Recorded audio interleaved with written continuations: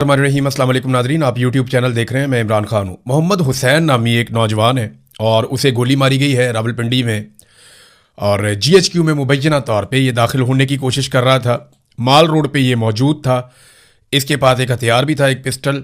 और जो पहले पुलिस का स्टेटमेंट है वो मैं आपको बताता हूँ, क्योंकि ये एक छोटा मोटा मामला नहीं है। इसको बात को मेरे ख्याल में बहुत फैलाया जाएगा और उसकी तैयारी भी शुरू हो गई है। पुलिस का जो स्टेटमेंट है वो ये है कि मोरखा 11 अगस्त 2026 को दिन के वक्त 11:15 पे यानी 11:15 बजे सुबह माल रोड रावलपिंडी में मोहम्मद हुसैन नामी शख्स ने सिक्योरिटी फोर्सेस पर फायरिंग कर दी। ये रावलपिंडी पुलिस के तर्जुमान का बयान है। फायरिंग के नतीजे में सिक्योरिटी फोर्सेस की पेट्रोलिंग टीम का एक अहलकार जख्मी हो गया। अच्छा, ये पेट्रोलिंग टीम है और माल रोड बता रहे हैं। कुछ लोग ये क्लेम कर रहे हैं कि GHQ के अंदर दाखिल हो रहा था, वैसे एरिया तो वो एक ही है। तो अब ये एग्जैक्टली किस जगह पे हुआ, इसकी तो CCTV फुटेज आएगी तो पता चलेगा कि ये वाकया किस तरीके से हुआ। सिक्योरिटी फोर्सेस ने बरवक्त कार्रवाई करते हुए हमला आवर मोहम्मद हुसैन को जवाबी फायरिंग करके जहन्नुम वासिल कर दिया। दहशतगर्द मोहम्मद हुसैन के कब्जे से बरामद किए गए मोबाइल फ़ोन और दीगर सामान से मजीद शवाहिद सामने आए हैं। दहशतगर्द मोहम्मद हुसैन का ताल्लुक एक मखसूस सियासी जमात से था, ये जनाब रावलपिंडी पुलिस ने कहा। अच्छा, इसके फौरी बाद होता क्या है कि बड़े पैमाने पे कुछ वीडियोस सर्कुलेट करती हैं, कुछ तस्वीर सर्कुलेट करती हैं और उसमें दिखाया जाता है कि जो हमला आवर है इसके पास एक पिस्तौल मिला है और उसके अलावा इसके पास से एक झंडा पाकिस्तान तहरीक इंसाफ का वो बरामद हुआ है और एक मास्क के अंदर इसकी तस्वीर भी दिखाई गई। यानी इसकी कुछ वीडियोज़ हैं, कुछ तस्वीर हैं, सोशल मीडिया पर आपको पता है आजकल सारे लोग डालते हैं। तो उसमें यह दिखाया जा रहा है कि ये बहुत बड़ा दहशतगर्द है, इसने माजी में गुलेल भी चलाई हुई है। ये गुलेल के साथ जो है वो पत्थर फेंक रहा था माजी में। और चंद ही मिनटों में इसकी सारी वीडियोस पुरानी जो है वो हासिल कर ली गई सोशल मीडिया से और वो चलाई गई। उसमें दिखाया गया कि ये एक जगह पे कहीं गुलेल चला रहा है, एक जगह पे कोई मास्क इसने पहना हुआ है और जो सियासी जमातों के कारकुन वहाँ पे कारखानों मार्केट है वहाँ से ले लेते हैं जाके आंसू गैस से बचने के लिए, और पॉलिटिकल पार्टीज के पास भी ये होते हैं। तो पुलिस का स्टेटमेंट मैंने आपको बताया कि पुलिस ये कह रही है कि इस तरीके से ये वकूआ हुआ। कुछ लोग ये कह रहे हैं कि GHQ के अंदर दाखिल हो रहा था। ये मोहम्मद हुसैन है कौन, इसके बारे में किसी ने अभी तक पता नहीं किया। हमारे कुछ सहाफ़ी दोस्त हैं, उनसे मैंने रब्ता किया और मैंने कहा जी फौरी तौर पे जो इसका बैकग्राउंड है वो चेक करें, इसका घर कहाँ पे है, ये रहता कहाँ पे है, क्योंकि इसको जोड़ा गया सुहेल अफरीदी के इलाके से और ये कहा गया कि ये सुहेल अफरीदी का ताल्लुक वाला आदमी है। बल्कि ये भी दावा किया गया कि ये सुहेल अफरीदी के साथ राब्ते में था और ये उन अकाउंटों से ट्वीट्स हुए जो अकाउंट पाकिस्तान की मिलिट्री एस्टेब्लिशमेंट की ईमा के ऊपर रोज़ाना की बुनियाद पर ट्वीट करते रहते हैं। अब जब इसके इलाके का हमने पता करवाया तो इसका ताल्लुक खैबर पख्तूनख्वा से, खैबर के इलाके से और वज़ीर आला के इलाके से ही है। मलक दीन खेल एक एरिया है जो ऑपरेशन से मुतासरा इलाकों में से एक है। यानी ये आदमी और इसकी फैमिली जो मिलिट्री ऑपरेशन है उससे मुतासरा लोगों में से एक है। मलक दीन खेल के इलाके में अगर आप जाए ना तो वहां पे आपको हर 10 में से 9 या 10 बंदे आपको पाकिस्तान तहरीक इंसाफ के ही मिलते हैं। वहां पे आपको 2 ही झंडे नजर आते हैं, एक पाकिस्तान का और एक तहरीक इंसाफ का, और ये वो इलाका है जहां पे पाकिस्तान तहरीक इंसाफ का झंडा दुकान पे बिकता है। नॉर्मली जो पॉलिटिकल पार्टीज है वो अपने झंडे मुफ्त देती हैं, लेकिन यहां पे पाकिस्तान तहरीक इंसाफ का झंडा जो है वो दुकान पे बिकता है और लोग खरीद के अपने साथ रखते हैं। तो वाबस्तगी ऐसी जबरदस्त है PTI के साथ। तो ये भी पाकिस्तान तहरीक इंसाफ का दीवाना था। ये नौजवान बहुत ज्यादा पाकिस्तान तहरीक इंसाफ को पसंद करता है, हर तहरीक के अंदर जाता रहा। जैसे बाकी नौजवान अपनी वीडियोस लगाते हैं, ये भी अपनी वीडियोस लगाता रहा सोशल मीडिया पे। ये कोई ओहदे शोदे पे नहीं रहा। इसकी उम्र जो इसकी अब, क्योंकि वहां पे जो खैबर राइफल्स के हेड ने राब्ता किया, यानी जब ये बंदा वहां पे मारा गया इस्लामाबाद रावलपिंडी में, तो खैबर राइफल्स का जो हेड है उसने राब्ता किया इसके खानदान से और पूरी कौम के लोग इकट्ठे होकर जाकर उनसे मिले। अब उन्होंने जो मालूमात वो कौम के लोगों ने दी है वहां पे जाके खैबर राइफल के हेड को, या वहां जाके उन्होंने जो बताया, जो इलाके से मालूमात इकट्ठी हुई है वो मैं आपके सामने रखता हूं। ये जो नौजवान है इसका एक भाई सरकारी मुलाजिम भी है, 2 भाई इसके जो है वो बैरून मुल्क भी रहते हैं, पाकिस्तान से बाहर रहते हैं। इसकी जो उम्र है वो गलत बताई गई है, उम्र 18-19 साल तक इसकी उम्र है, इससे बड़ी उम्र इसकी नहीं है, इसकी फैमिली ये बता रही है। कल सुबह 10-11 बजे तक, यानी जब ये इसको कत्ल किया गया इस्लामाबाद में, उससे एक दिन पहले सुबह 10-11 बजे तक ये अपने घर में मौजूद था वहां खैबर में। एक और चीज जो इसके बारे में बताई कि ये ज़हनी तौर पे बीमार था और इन लोगों का एक प्रॉब्लम है कि इनको दौरे पड़ते हैं। यानी इनकी फैमिली के अंदर ये इशू है कि ये स्ट्रेस मैनेज नहीं कर सकते। ये होता है, जो लोग साइकोलॉजी को जानते हैं या जो साइकेट्रिस्ट हैं उनको आइडिया हो गया कि मैं क्या बात कर रहा हूं। इनका स्ट्रेस मैनेजमेंट का इशू होता है, ये बहुत जल्दी गुस्से में आ जाते हैं, बहुत जल्दी लड़ पड़ते हैं, ये गोली भी चला देते हैं। कुछ अर्सा पहले इसका एक और कजन है, उसने अपने खानदान के अंदर ही गोलियां चला दी थी, और ये माजी में भी इसका कोई रिकॉर्ड ऐसा नहीं है। तो वो कहते हैं जी ज़हनी तौर पे ये बहुत कमज़ोर था और ये ज़हनी तौर पे ठीक बंदा नहीं था, ये उसकी फैमिली ने जाकर वहां पे बताया, और पीटीआई का ये दीवाना था। अब ये बंदा रावलपिंडी कैसे पहुंचा, क्योंकि यहां इसके इलाके में पिस्तौल किसी के पास होना कोई अजीब बात नहीं, हर एक के पास ही होता है। ये बाड़ा के करीब रहने वाले हैं, तो वहां पे तो सारी दुनिया पिस्तौल लेने जाती है। आप अभी सोशल मीडिया पे लिखें बाड़ा वेपन्स, तो आपको मार्केट खुल जाएगी, जो मर्जी उनसे वेपन खरीदता रहे, वहां से निकालना आपका अपना काम है। क्योंकि बाड़ा से जब आप निकलते हैं तो जगह जगह रास्ते में नाके होते हैं, और रावलपिंडी तक आप हथियार लेके पहुंच जाएं तो ये बड़ी अजीब बात होती है। लेकिन ये नौजवान के पास पिस्तौल कहां से आया, इसके बारे में अभी कोई पक्की इंफॉर्मेशन नहीं है, लेकिन वहां पे किसी के पास पिस्तौल होना ये कोई अजीब बात भी नहीं है। वहां बाड़ा में या खैबर में किसी के पास पिस्तौल होना कोई अजीब बात नहीं है। हाँ, ये पिस्तौल लेकर यहां पे आ जाना ये थोड़ी सी अजीब बात है। तो अब जो कुछ भी हुआ वो सीसीटीवी फुटेज आएगी तो पता चलेगा कि वहां पे हुआ क्या, ये कहां दाखिल होना चाह रहा था, पहले गोली किसने चलाई, वाकया कैसे हुआ, किसी लड़ाई के नतीजे में हुआ, या ये प्लान करके गया था और इसने अटैक कर दिया एकदम सिक्योरिटी फोर्सेस के ऊपर। तो जो असल बात है वो तो बाद में पता चलेगी। अब ये पब्लिक ट्रांसपोर्ट के अंदर गया, ये भी बात आप ध्यान में रखिएगा। जो अभी तक सोर्सेज ने बताया वो यही बताया कि ये किसी पब्लिक ट्रांसपोर्ट पे गया है, इसके बाद अपनी कोई ट्रांसपोर्ट भी नहीं है जिसपे बैठ के ये रावलपिंडी तक जा सके। तो ये है नाजरीन अब तक जो हमें सूरत हाल पता चली है इस लड़के के बारे में, मोहम्मद हुसैन के बारे में। पीटीआई का कारकुन है, ज़हनी तौर पे कमज़ोर है, और ये स्ट्रेस मैनेजमेंट के इसके इश्यूज हैं जो माजी में भी रहे, और इसके अलावा इसकी अपनी फैमिली के अंदर भी इस किस्म के इश्यूज होते हैं। दो भाई इसके बैरून मुल्क हैं, और पूरी कौम ने जाकर बाकायदा सरकार को बताया कि जनाब ये ऐसा नहीं।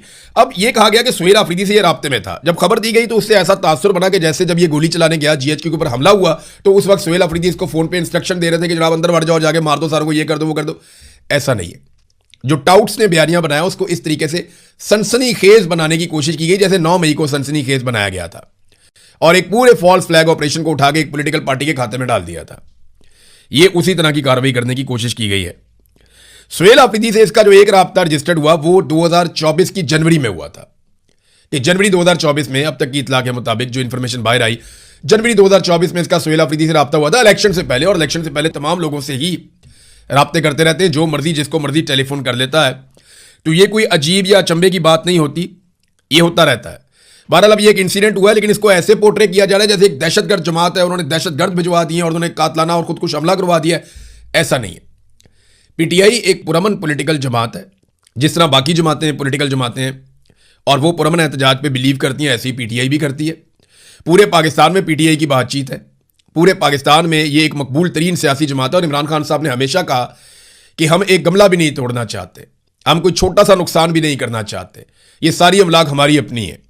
ये इंसिडेंट कैसे हुआ, इसके लिए सबसे इंपॉर्टेंट चीज जो है वो पुलिस के बयान से भी ज्यादा जरूरी ये है कि सीसीटीवी फुटेज को मंजरे आम पे लाया जाए, क्योंकि हर फॉल्स फ्लैग की सीसीटीवी फुटेज नहीं आती। तो यहां पे सीसीटीवी आएगी, क्लियर हो जाएगा इसने खुद ही हमला किया हो पुलिस पे, तो वो भी नजर आ जाएगा। किसी वजह से हमला किया हो, कोई झगड़ा हो गया या कोई और चीज हुई, वो भी नजर आ, जो भी हुआ ना वो सीसीटीवी फुटेज आएगी तो पता चलेगा कि एक्चुअली ये हुआ कैसे। नाज़रीन, सुहेल आफरीदी ने अभी तक लगभग उनके स्टेटमेंट को कुछ 36-38 घंटे गुजर गए हैं।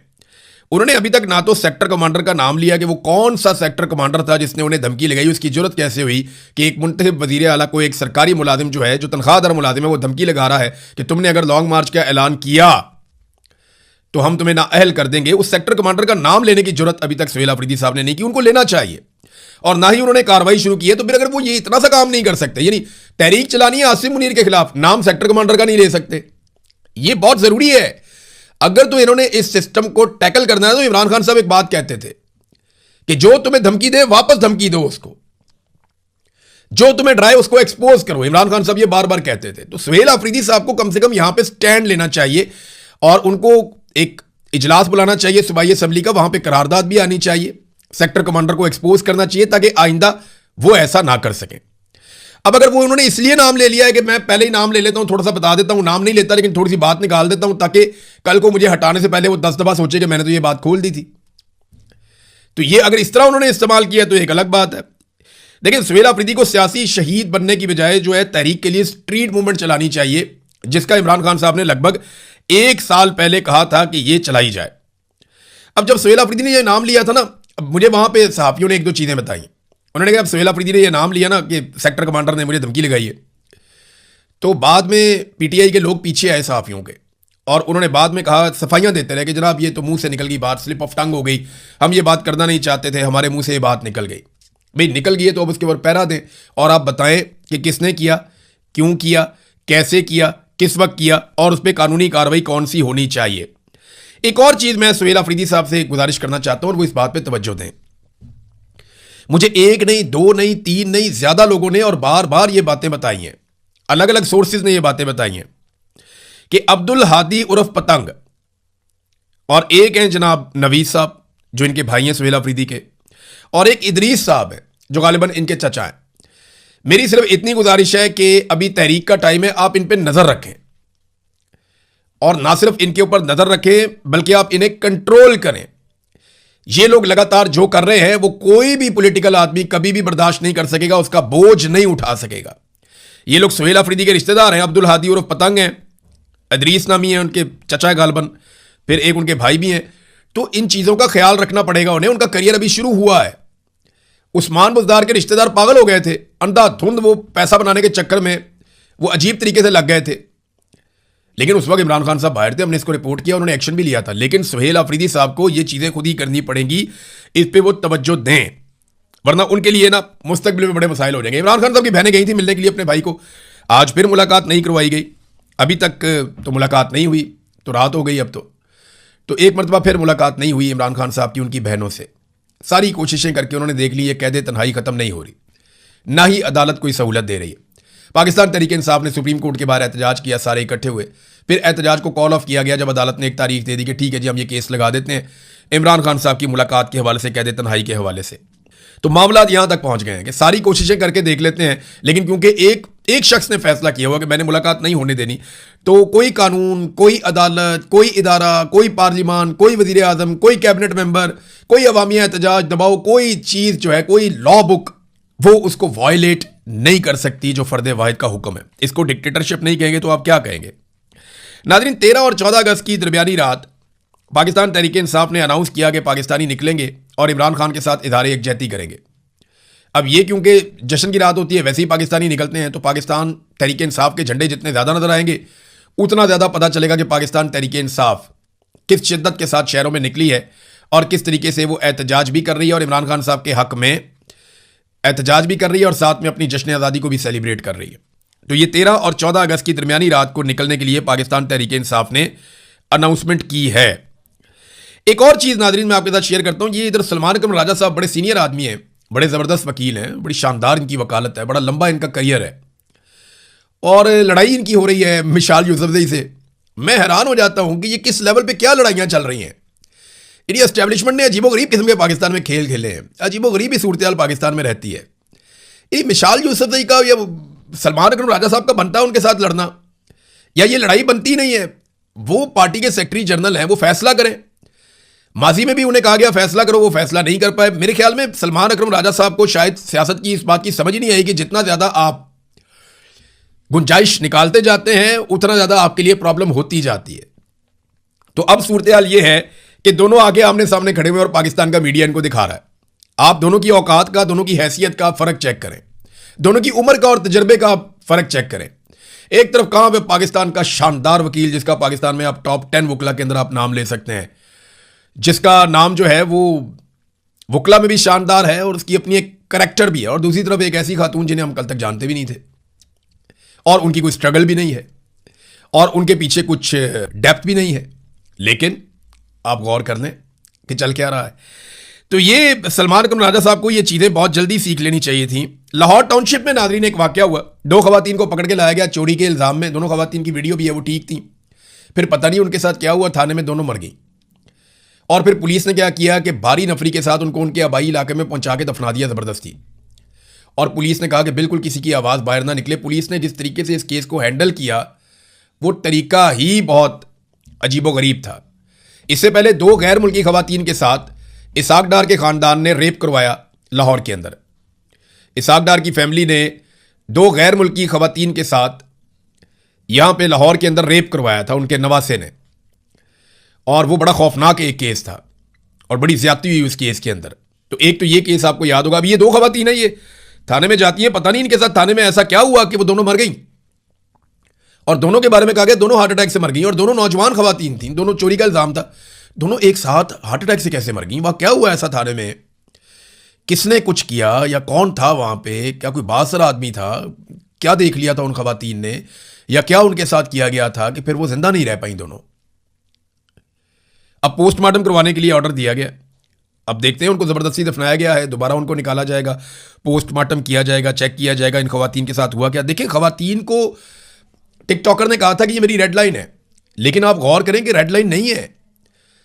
सूबाई वजीर इतलात जो है वो लगातार 9 महीनों से अदालत उसे बुला रही, 9 या 11 महीने हो गए अदालत उसको बुला रही है कि और आकर स्टेटमेंट दो फलक जावेद के खिलाफ, जो भी आपका केस है आकर पेश हो जाओ यहां पे।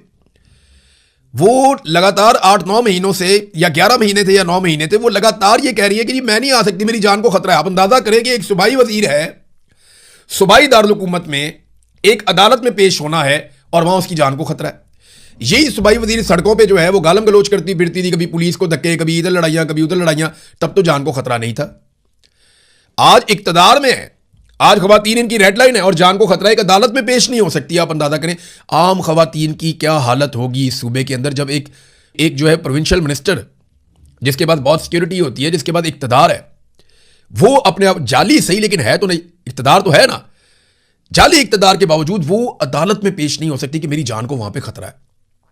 अंदाजा करें आप, ये है रूल ऑफ लॉ, ये है सूरत हाल पंजाब के अंदर। और हम सारे ये होता हुआ देख रहे हैं, 2 खवातीन के साथ पहले क्या हुआ, 2 खवातीन के साथ अब क्या हुआ, लगातार ये वाकयात हो रहे हैं और ये बड़ी बदकिस्मती है। जरदारी को कायल कर दिया गया नादरीन, आसिफ अली जरदारी ने समरियों के ऊपर दस्तखत कर दिए, नए जजेस भी आ गए, सबको मुबारक हो। जमहूरियत जो है वो आगे बढ़ गई है, जो पेंडिंग मामला थे पहले वाले वो भी सारे हल हो गए हैं। तो जरदारी साहब को पैगाम पहुंचाया गया, क्या पैगाम पहुंचाया गया ज़्यादा देर छुपा नहीं रहेगा, अभी कुछ ना कुछ एक्टिविटी होगी, आपको पता चल जाएगा। अब तक के लिए इतने, अपना ख्याल रखिएगा, अपने चैनल का भी। अल्लाह हाफिज़।